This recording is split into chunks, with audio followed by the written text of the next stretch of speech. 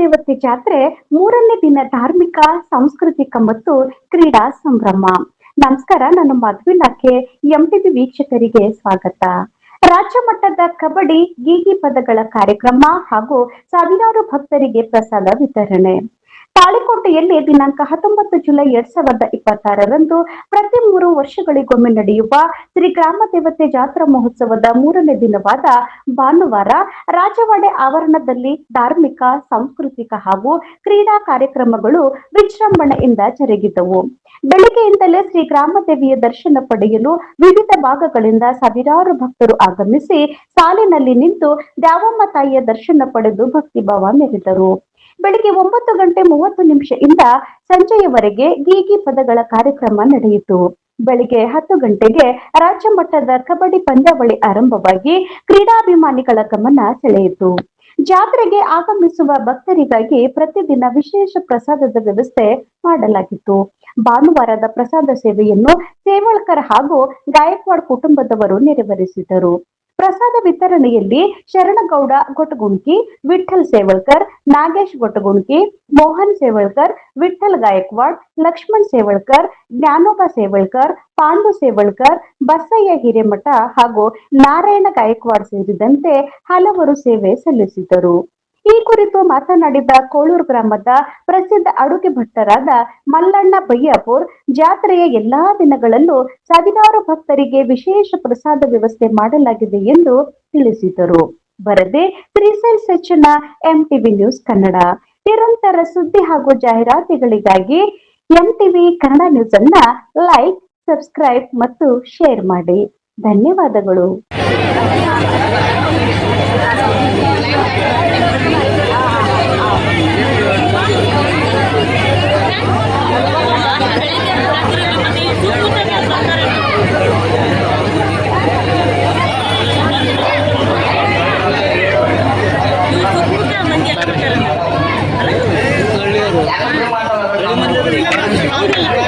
ಅದಕ್ಕೆ ಹೇಳ್ತಾರ ಮಾಸ್ತರ, ನೀ ಮಾಡಿದ ಪಾಪ ನಿನಗಂತವು, ನೀ ಮಾಡಿದಂತ ಪಾಪ ನಿನಗ ಅಡ್ಡ ಆಯ್ತು ಏನ?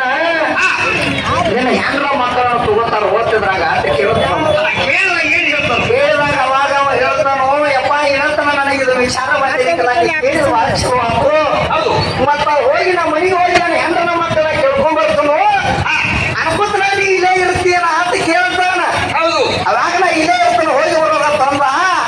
ಆದ್ರೂ ಅವ್ರು ಏನಂತ ವಾಜಿಪುಳಿಗೆ ಸಂಶಯ ಬರ್ತಾನೆ, ಏನಾರ ವಾದ ಹೆಂಗ ಮಾಡಿ ಅಂತ ಹೇಳಿ ನಾನು ಒಂದು ಗಿಡಕ್ಕೆ ಹಗ್ಗ ಕಟ್ಟಿ ಹೋಗ್ತಾನೆ. ನಾನು ಒಂದು ಗಿಡಕ್ಕೆ ಹಗ್ಗ ಕಟ್ಟಿ ಗಿಡಕ್ಕೆ ಕಟ್ಟಿ ಮನೆಗೆ ಹೋದ. ಮನೆಗೆ ಹೋಗಿ ಹೆಚ್ಚಿನ ಕೇಳ್ತಾನೆ, ಏನಿಲ್ಲ ಅಮ್ಮ ಇವತ್ತು ಮಾಡಬಾರ್ದಂತ ಪಾಪ ಮಾಡಿ, ಏನ್ ಮಂದಿಗೆ ಪಾಪ ಮಾಡಿ, ಮತ್ತೆ ಇದ್ರಾಗ ನಿವಾಸ ಏನ ತಗೋತೀವಿ ಸಾರು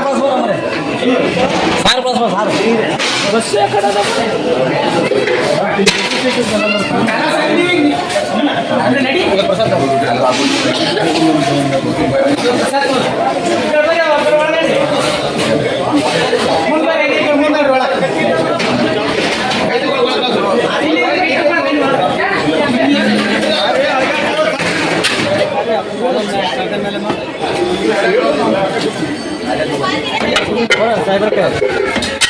ಹಾಂ ಯಾಕೆ 40,000 ಅದ 6,000 ಕಡಿಸಿಗಿದಾಗ ಅಲ್ಲಿ ತಗೊಂಡಾಗ ಅಲ್ಲಿ ಅಲ್ಲಿ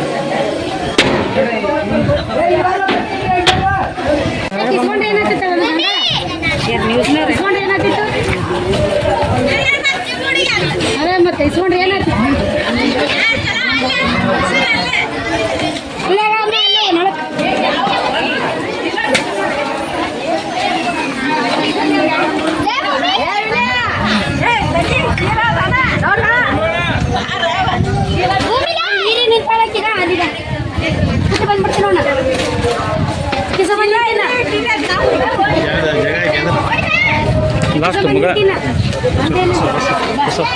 ಹಳ್ಳಿಕೋಟೆಯ ಗ್ರಾಮದಲ್ಲಿ ಸದ್ಭಕ್ತರು ಎಲ್ಲರೂ ಒಂದುಗಟ್ಟು ಈ ತಾಯಿಯನ್ನು ಇದರದಿಂದ ಅತಿ ಎಲ್ಲ ಒಕ್ಕಟ್ಟಿನಿಂದ ಅಮ್ಮನ ಜಾತ್ರೆಯನ್ನು ಮಾಡುತ್ತಿದ್ದಾರೆ. ಈ ಜಾತ್ರೆಯ ಮಹಾಪ್ರಸಾದ 5 ದಿನ. ಕೊನೆಯ ದಿನ ಬುಂದೆ, ಅನ್ನ, ಸಾರು ಈ ಥರ ಒಂದು ದಿನ ಪ್ರಸಾದ, ಎರಡನೇ ದಿನ ಸಜ್ಜಕದ ಪಾಯಸ, ಅನ್ನ ಸಾರು ಪ್ರಸಾದ, ಬದ್ನಿಕಾಯಿ ಪಲ್ಯ. ಇದು ಮೂರನೇ ದಿನ ಇಲ್ಲಿ ಇರುವಂಥ ಒಬ್ಬರೇ ಭಕ್ತರು ಹೊತ್ಕೊಂಡಿದ್ದಾರೆ ಸೇವಕರು. ಇವತ್ತು ಎಲ್ಲ ಥರನೂ ಅವ್ರದೇ ಪ್ರಸಾದ. ಅವರು ಅವರು ಮಹಾಪ್ರಸಾದವನ್ನು ಇವತ್ತು ಅವರು ಎಲ್ಲರ ಮನೆಯ ಮಕ್ಕಳು ಎಲ್ಲರೂ ಒಗ್ಗಟ್ಟದಿಂದ ಎಲ್ಲ ಈಗ ಇಡುವುದು ಎತ್ತೋದು ಅವರೇ ಮಾಡಕತ್ತಾರೆ. ಇವತ್ತಿನ ದಿನದಲ್ಲಿ ಅವ್ರಿಗೆ ಅಮ್ಮ ಸದಾಕಾಲ ಅವ್ರಿಗೆ ಹಿಂಗ ಸೇವೆ ಮಾಡ್ಕೊಂತ ಹೋಗಲಿ, ಅವ್ರಿಗೆ ಹೆಚ್ಚಿಗಿನ ಕೊಡಲಿ, ಇಲ್ಲಿ ಭಕ್ತರು ಕೂಡ ಹೊಂದಾಣಿಕೆಯಾಗಿ ಅವರು ನಡೆಸಲಿ ಅಂತೇಳಿ ನಾವು ತಾಯಿಗೆ ಕೈ ಮುಗಿದು ಬೇಡ್ಕೊಳ್ತಿದ್ದೇನೆ. ಈಗ ಇನ್ನೂ ಇಲ್ಲಿ ದಿನಕ್ಕೆ ಎಷ್ಟು ಜನ ಪ್ರಸಾದ ಮಾಡ್ತಾರೆ ಅಂದ್ರೆ 20-25 ಸಾವಿರ ಜನ ಬಂದ ಪ್ರಸಾದವನ್ನು ಮಾಡ್ತಿದ್ದಾರೆ. ಇಲ್ಲಿ ಏನೂ ಕಮ್ಮಿ ಪಟ್ಟಿ ಆಗಿಲ್ಲ. ಆ ತಾಯಿ ಇದಕ್ಕಿನ ಎಲ್ಲರೂ ಒಕ್ಕಡದಿಂದ ಹಿಂಗೆ ನಡೆಸ್ಕೊಂಡು ಏನಕ್ಕೆ ತೊಂದರೆ ಆಗದಂಗೆ ನಡೆಸ್ಕೊಂಡು ಅಂತೇಳಿ ಆ ತಾಯಿ ಪಾದಕ್ಕೆ ಸೋಮವಾರ ಮಾದಲಿ ಪ್ರಸಾದ ಇರ್ತದೆ. ಲಾಸ್ಟ್ ದಿನ ಬ್ಯಾಳಿ ಪಾಯಸ ಪ್ರಸಾದ ಇರ್ತದೆ. ಆ ಪ್ರಸಾದ ಉಂಡ್ರೆ ನಿಮ್ಮ ಮೈಯಲ್ಲಿರುವಂಥ ಶಕ್ತಿ, ದುಷ್ಟ ಶಕ್ತಿ ಹೋಗಿ ತಾಯಿಯ ಜ್ಞಾನವನ್ನು ತುಂಬುತ್ತಾ ನಿಮ್ಮ ಮನೆತನದೊಳಗೆ ಏನೂ ಕಮ್ಮಿ ಆಗೋದಿಲ್ಲ ಅಂತೇಳಿ ನಾನು ಒಂದು ಅಲ್ಪ ಎರಡು ನುಡಿಗಳನ್ನು ಆ ತಾಯಿ ಪಾದಕ್ಕೆ ಇಟ್ಟು ಈ ಮಾತುಗಳನ್ನು ನಾನು ತೊಡಲು ನುಡಿ ಆ ತಾಯಿಗೆ ಅರ್ಪಣೆ ಮಾಡಿ ಇದನ್ನು ಬೆಳಗಲಿ ಅಂತೇಳಿ ನಾನು ಹಾರೈಸಿ ಎರಡು ಮಾತುಗಳನ್ನು ಮುಕ್ತಾಯ ಮಾಡ್ತಿದ್ದೇನೆ. ಜೈ ಮಾತೆ. ಇವತ್ತಿನ ಪ್ರಸಾದ ಎಷ್ಟು ಸಾವಿರ ಜನರ ಪ್ರಸಾದ ಮಾಡಿರಿ, ಏನು ಮಾಡಿರಿ? ಇವತ್ತು 20-25 ಸಾವಿರ ಜನಸಂಖ್ಯೆದು ಆಲೂಕ್ಯ ಪ್ರಸಾದ ತಯಾರು ಮಾಡಿರ್ತಿದ್ದೇವೆ. 10-15 ಕ್ವಿಂಟಲ್ ಅನ್ನನೂ ತಯಾರು ಮಾಡಿರ್ತಿದ್ದೇವೆ. ಇದಕ್ಕೆ ಬದ್ನಿಕಾಯಿ ಪಲ್ಯ 1.5 ಕ್ವಿಂಟಲ್ ಬದ್ನಿಕಾಯಿ ಪಲ್ಯವನ್ನು ಮಾಡಿರ್ತಿದ್ದೇವೆ. ಈ ಪ್ರಸಾದ ನುಗ್ಗಿಕಾಯಿ ಸಾಂಬಾರು ಮಾಡಿದ್ದೀವಿ. ಹಾಗಾಗಿ ಮಹಾಪ್ರಸಾದವನ್ನು ಇಲ್ಲಿ ತಯಾರಾಗಿರ್ತದೆ. ತಾಯಿ ಕೃಪೆಯಿಂದ ಎಲ್ಲ ಭಕ್ತಾದಿಗಳು ಉಂಡು ತಾಯಿಯನ್ನು ಜಾತ್ರೆಯನ್ನು ನೋಡಿಕೊಂಡು ಆಶೀರ್ವಾದವನ್ನು ತೆಗೆದುಕೊಂಡು ಹೋಗಬೇಕಾಗಿ ವಿನಂತಿ. ನಿಮ್ಮ ಹೆಸರು ಸರ್? ನಮ್ಮ ಹೆಸರು ಮಲ್ಲಣ್ಣ ಬಯ್ಯಾಪುರ, ಸಾಕಿನ ಕೋಳೂರು, ಜಿಲ್ಲಾ ಬಿಜಾಪುರ.